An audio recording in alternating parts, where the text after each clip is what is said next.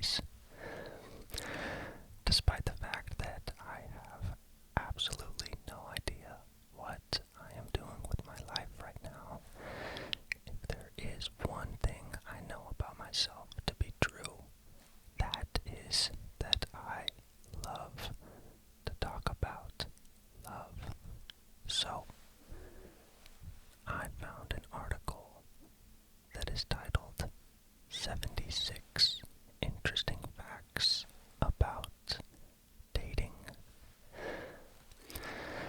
And I am going to go through and pick what I think are the most interesting and debate-worthy facts about relationships and read them to you and share some of my thoughts and feelings about what I'm going to be reading as well. So, as always, if you hear anything interesting from either the article or myself, please let me know your thoughts down below.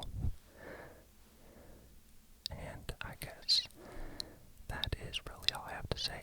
I feel like we got all the formalities out of the way, so let's get started. Fact number 1.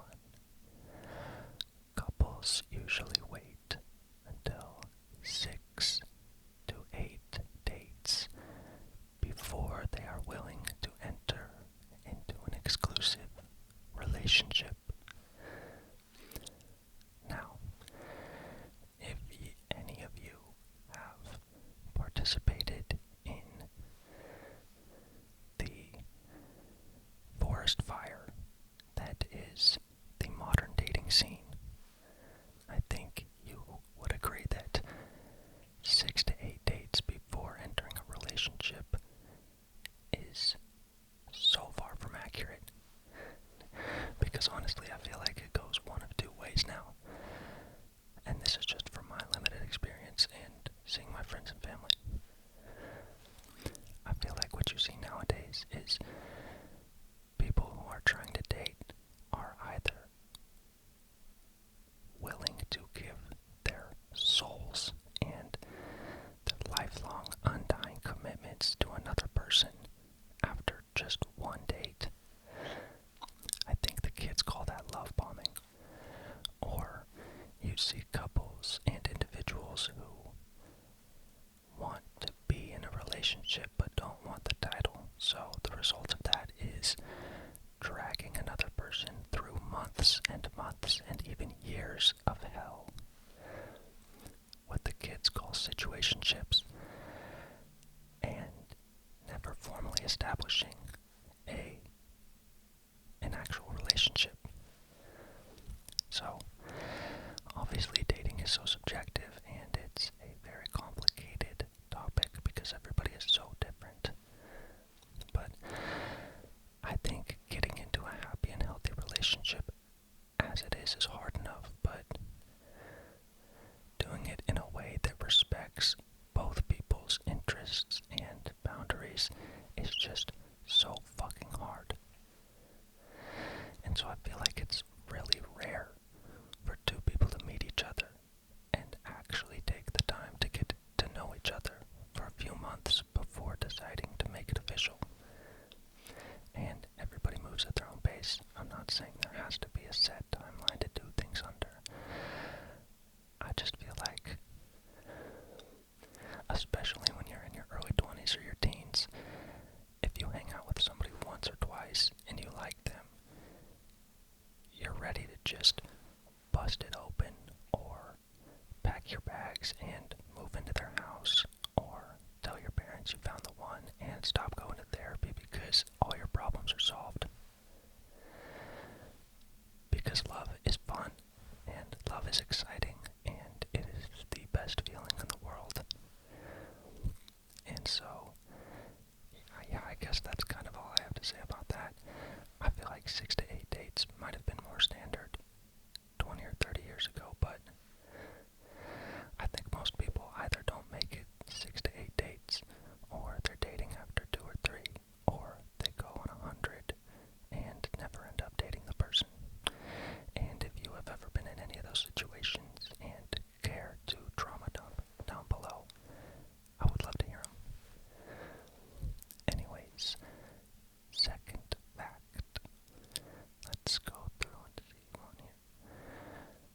shocker, but a lot of these facts are actually really shitty and stupid, so I just had to take a cut. Well, I found another good one, but here it is.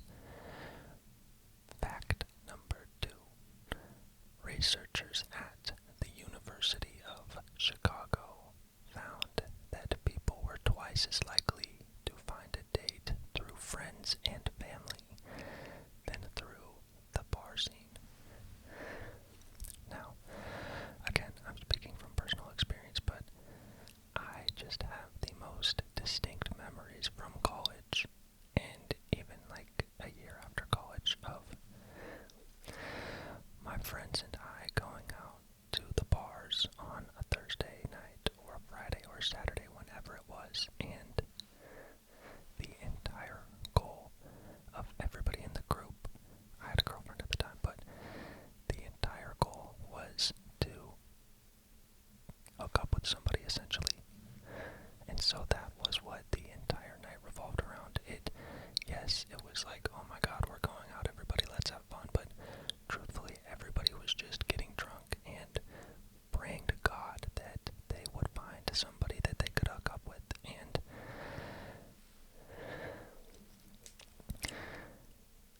when I was single after that and went out a couple times, truthfully, the worst nights that I ever had were the ones where I went out hoping that I was going to end up talking to a girl, because I set my expectations for the types of people that I would be talking to so fucking high that inevitably every time I talked to somebody when I was out at a bar and I was drunk, I was so disappointed. And that's because I don't think you typically meet the type of people that you want to, actually get into a relationship with at the bar when you're blacked out. And this is interesting to me because basically what it's saying is that you're a lot more likely to go on a date with somebody when your friends or family already know them. And I feel like nowadays everybody's just on dating apps, and it's really, really rare for you to organically meet somebody. And this actually just happened to my best friend a couple of weeks ago. A girl he works with just randomly texted him one night and said, hey, can I set you up with one of my friends? And he FaceTimed me to tell me about it the next day. And we were both sitting there like, that is so weird. Why would she text you? What is she trying to say? Like, you get no bitches? Or, like, does she feel bad for you? What's going on? And we were sitting there talking about it, and both of us slowly realized, like, bruh, this is how people actually used to meet each other. They used to help their friends and family members out by giving each other referrals or trying to put people in touch that they thought had a lot in common.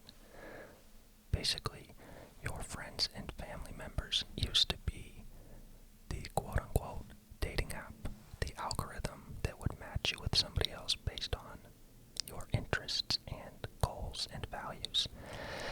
But nowadays, because everybody is on, Tinder, Hinge, Bumble, whatever it is,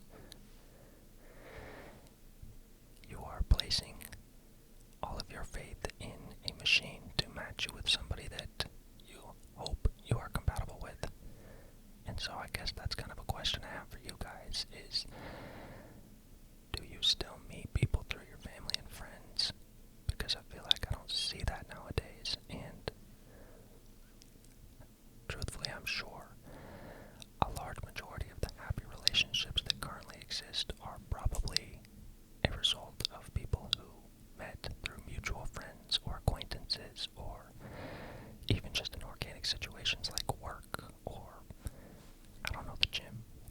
Anyways, let's do another one. I feel like I'm running on for a really long time about each fact, but like I said, I love this shit, so sorry. Next fact. 4 out of 10 workplace dating relationships result in marriage. I wonder if there is a statistic that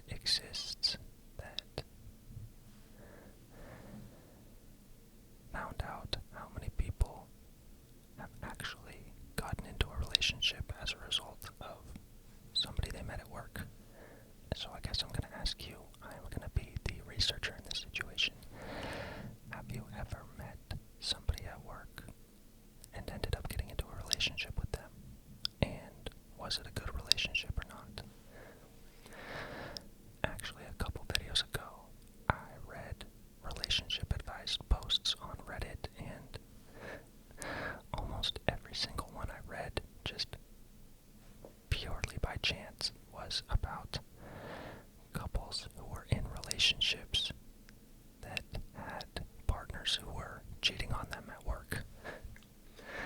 So, I'm tempted to say that, actually, I don't know, just if you spend 40 hours of your week at the same place with the same people, you're bound to get pretty close with them. And yeah, I don't know. I guess that's kind of all I have to say. It's kind of a surprising fact. 40% of workplace relationships result in marriage. That's actually kind of fucking crazy. Okay, next fact.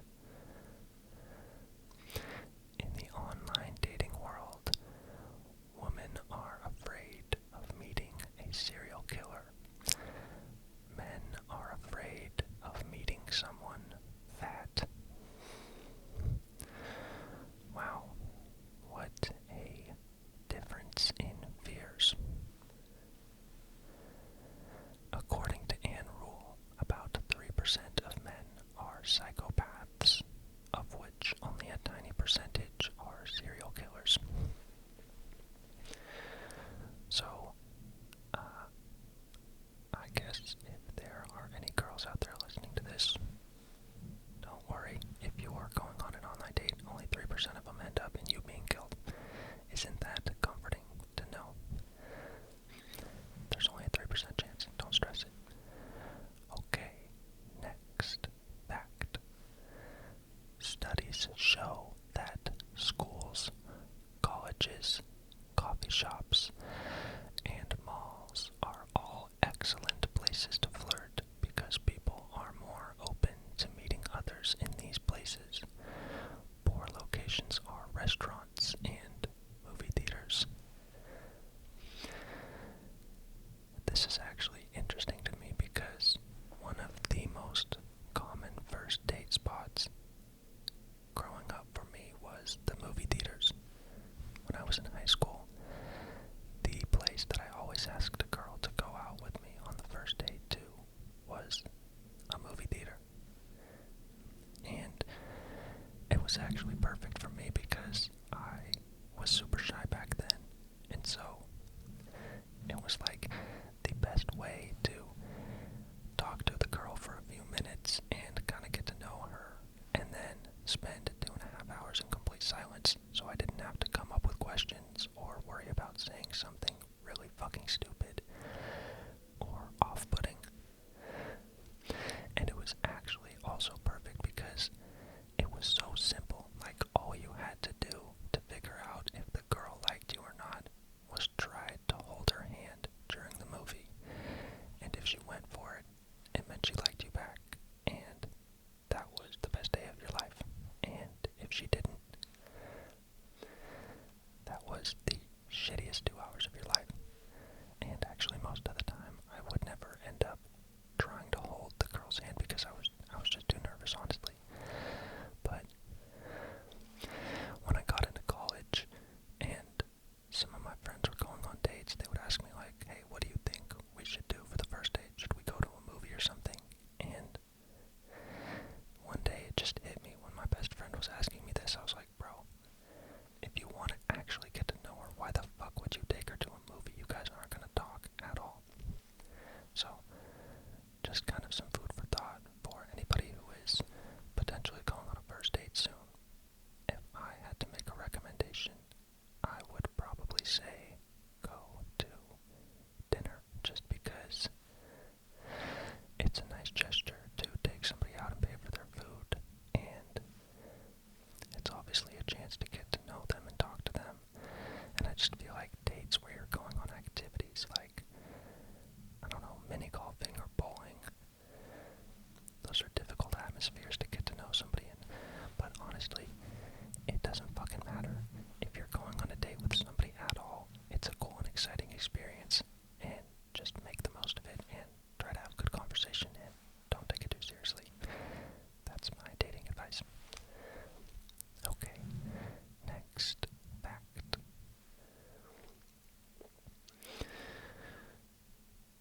Here we go.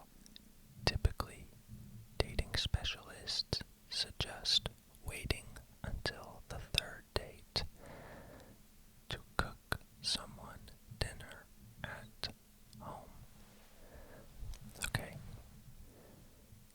this is also something I want you guys to tell me, because I want to know your opinion.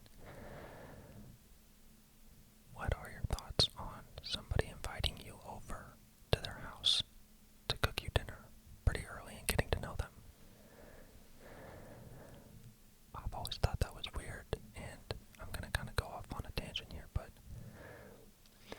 I think part of what is shitty about hookup culture and people just willing to sleep together and essentially do everything together within the first 1 to 2 weeks of knowing each other is that I feel like when you let somebody into your house, it's kind of a big deal.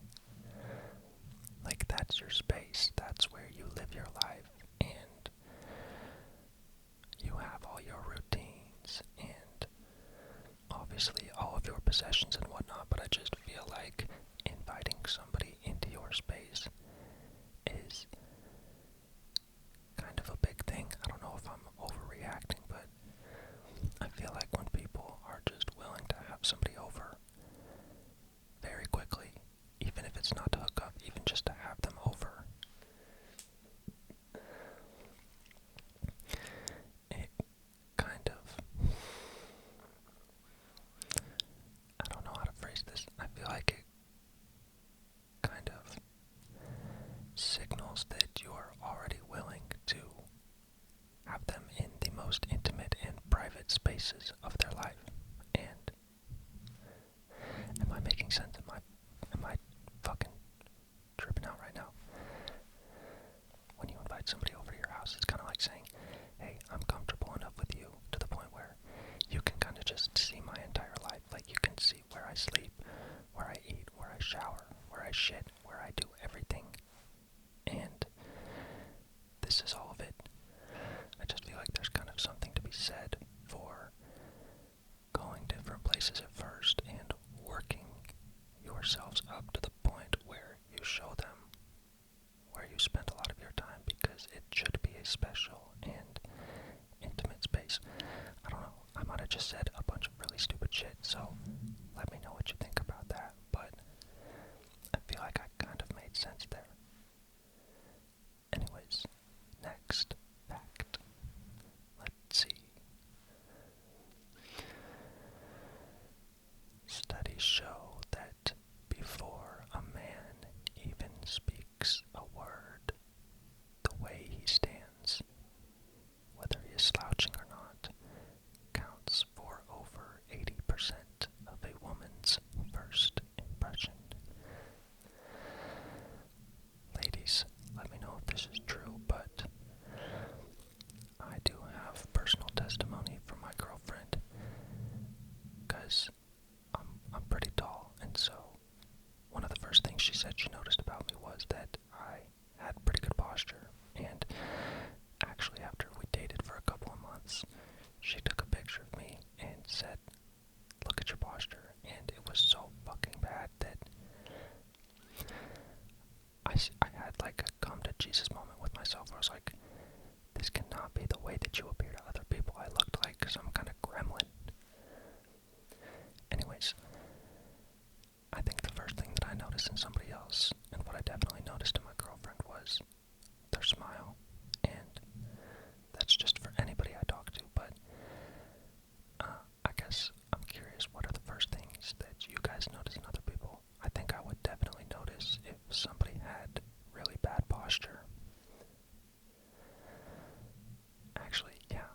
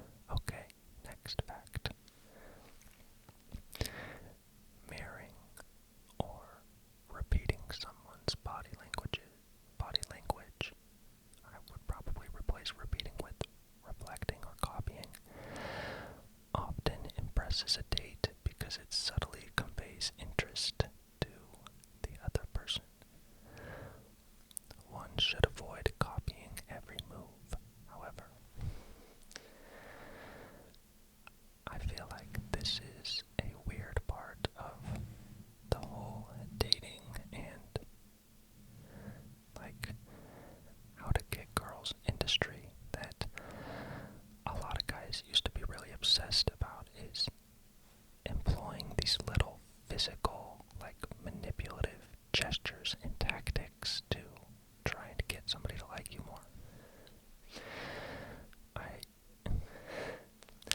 When I was in high school, like my first couple years, and I still hadn't kissed a girl or even held hands with a girl, I would read articles and watch videos on like how to make a girl like you. Because I had no riz, I had no aura. I sound like a fucking teenager right now. Anyways, I would watch videos and read articles about that stuff, and there would obviously be a lot about like hold eye contact until the other person breaks it, or like open up your legs a little bit so that they can tell that you're comfortable talking to them and you're inviting them into your presence or whatever. And there's that classic one that I even still see today where it says something like how to tell if a girl is going to kiss you, or how to tell if somebody's going to kiss you if they keep looking down from your eyes to your lips back to your eyes. And so when I saw that in high school, I was like, oh fuck, maybe I should do that when I get in a situation where I'm going to kiss a girl so she can know like I want to, and then maybe she'll like mirror my movement and then she'll kiss me too. I have thankfully matured, but I feel like come around to a place where I just feel like if a person likes you, they're going to like you for the energy you put out and the way you converse with them and the fact that you take an interest in their lives and want to get to know them better, and people can feel that. I don't think that doing these little subconscious things like turning your hips a certain direction or making light physical contact in their upper shoulder region, because that's the place that shows that it's a, slightly more romantic than friendly or whatever the fuck people say. I just feel like none of that matters. And if a person likes you back, you're going to feel it. Oh my god, bro. And then you're going to get those butterflies and those little tingles, and you're going to feel like you're floating just a few inches off the ground. God, I love all that shit. Okay, continuing on. I'll do a couple more, and then I think I'm probably going to wrap it up because I haven't made a video in a month, and I forgot how hard it is to whisper, and my lungs are slowly collapsing right now. Let me get water real quick.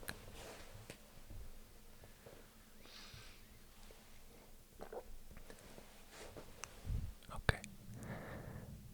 Next fact. Let's see. If you want to create an instant link with a date, say his or her name at least twice during the conversation. This shows attractiveness and connectedness, and this also shows you exactly what the fuck I was talking about 2 minutes ago. These are the kinds of little facts that I used to obsess over growing up that I just feel like don't matter that much anymore. And if you guys think I'm wrong, please feel free to let me know. I'm not saying that any of what I'm saying is right. I just feel like, not to sound like I'm on some hippie shit, but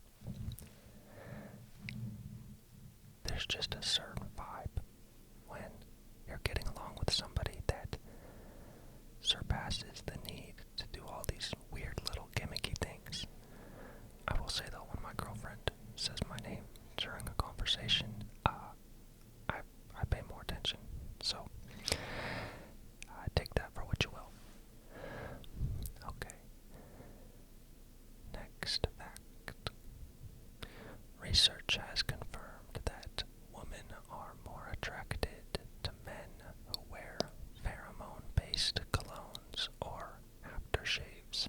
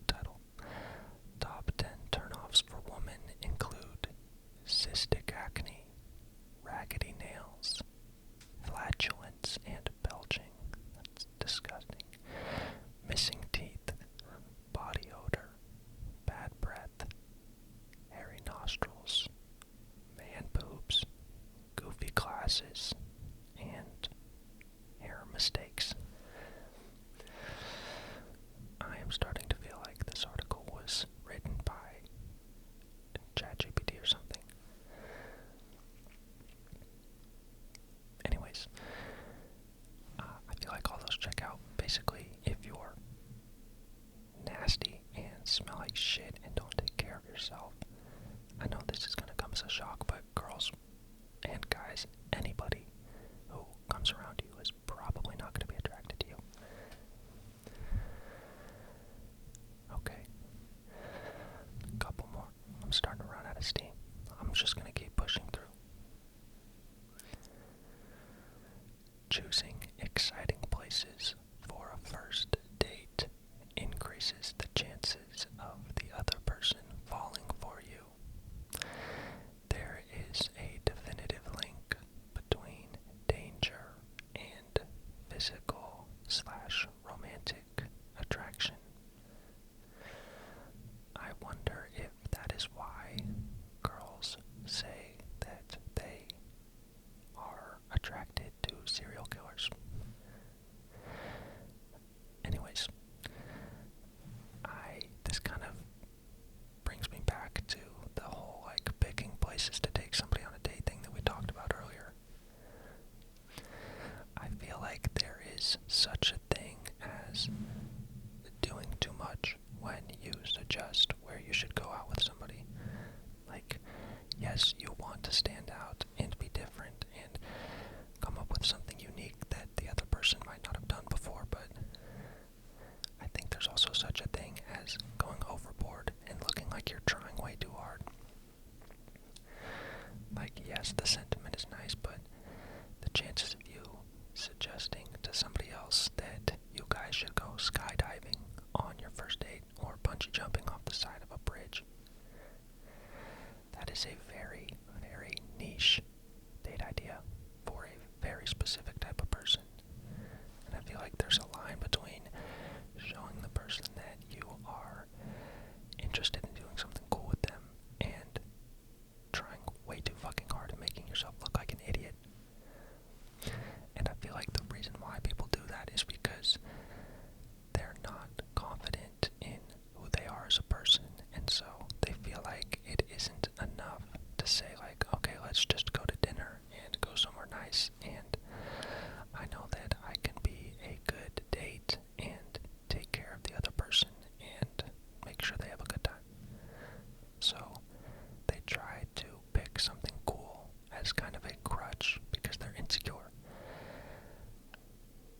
I definitely did that a couple times. I definitely did that. I think that's just something you learn by trial and error, but I don't know. I don't think any of you guys are coming to me for dating advice, but I don't think it's a bad thing if you want to choose a relatively simple date idea, like going to dinner, or maybe getting ice cream, or going for a walk somewhere. You don't have to do something absolutely insane to show the other person that you are, a creative and caring person who wants them to have a good time. Just food for thought. Okay, let's do 3 more, and then I'm calling it. And if you've made it this far, thank you. I love you. Okay. Next fact. The appropriate time to call after meeting a man or woman is hotly debated amongst dating experts. Typically, the ideal time to wait to call is 2 to 4 days, though no longer than 4 to 5 days. Calling too soon can appear desperate. This is interesting. I remember in high school when I would get a girl's number. Ironically, what a lot of people would think was a really exciting moment was actually the time where I got the scariest, like right when the girl would give me her number. Because that was when I had to actually text them, and so, oh my god, bro, I remember just spending hours and hours and hours after I would get a girl's number trying to craft the perfect text to send them. I did this with my girlfriend.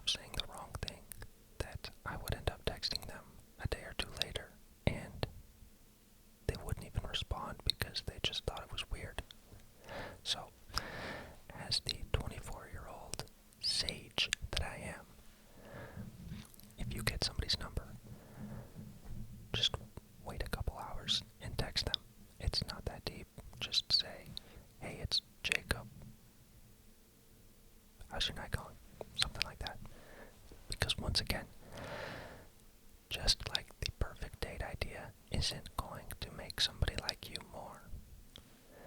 In most cases, sending the perfect text really isn't going to make that big of a difference because, in my eyes, I think the person either wants to go on a date with you or not. The person either wants to text you or not. And adding, one type of emoji versus another, or using, I don't know, punctuation versus no punctuation, I don't think that's going to save you. They either want to talk or not. So, once again, you gotta do trial by fire to learn that, but don't deep it. Don't think too hard about it. Okay, this is the last fact. I'm falling apart. Okay. Let's pick a really good one. Okay, here we go. Dating specialists suggest that if a woman doesn't return a call after 2 messages, she is not interested. Let's broaden that. I had to restart my camera real quick. Let's debate this. How many times do you think you can text a person without them responding before you can kind of decide that they are no longer interested? Because I think people take all different kinds of positions on this. I think there are a lot of people, and I actually know some of them, who are adamant about the fact that if you text somebody and they don't respond to you just once, you should not text them and they are not interested in you. You know those people who, until you text them back, they're not going to text you again. I think there's some weird psychological shit about rejection and wanting to, not embarrass yourself or something behind that or whatever, but anyways, I think there are also people who do not take some of those social cues, and if somebody doesn't respond to them, they will continue to text them until the other person makes it very clear that they are in fact not interested. And that's fine. I'm not saying there's a better or worse approach. I think for me, back in my day, if I texted somebody and they didn't answer, that's pretty simple. It's kind of like what I just said. If somebody wants to talk to you, they're going to talk to you. And if you think this is the kind of person who likes to play games and doesn't respond to you for a while because they want to see how you can take it, or they want you to double text them because they want to feel wanted and establish some kind of dominance, because I'm sure we've all met those kinds of people. Fuck those people. That is just some stupid, immature, childish behavior, and I do think it's really as simple as if somebody wants to talk to you, they're gonna make the time to send a text, and maybe they'll leave you undelivered for a bit because they're busy or something, but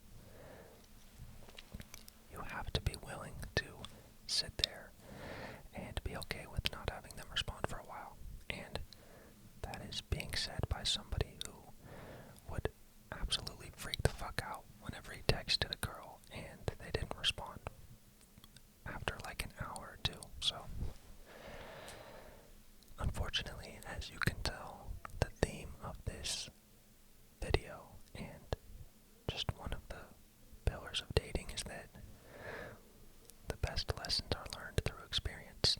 I said that in my life lessons video, and I think it's true about everything. You are never going to truly figure out what it is that you want, or I guess the type of person you want to be with and the type of partner you want to be for somebody else, without having your fair share of heartbreak and disappointments and failed talking stages and one-night stands, whatever it is. It's different for everybody, but I think you have to go through things to come out of the other side and know what it is that you want, and that's the beauty of life. So, whatever your dating situation is at the moment,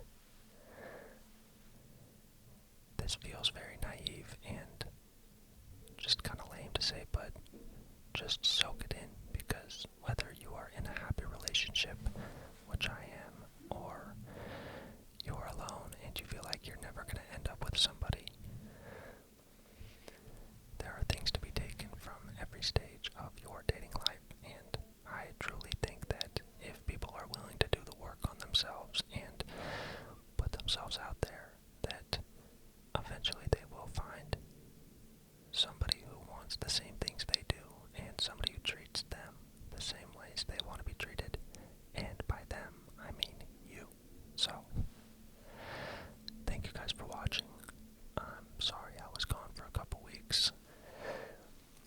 I was just busy, and I was out of town, and I was bleaching my hair, and yeah, so thank you again. If you made it this far, I will have another video for you guys, I think next week, where we are going to find out what your love language is.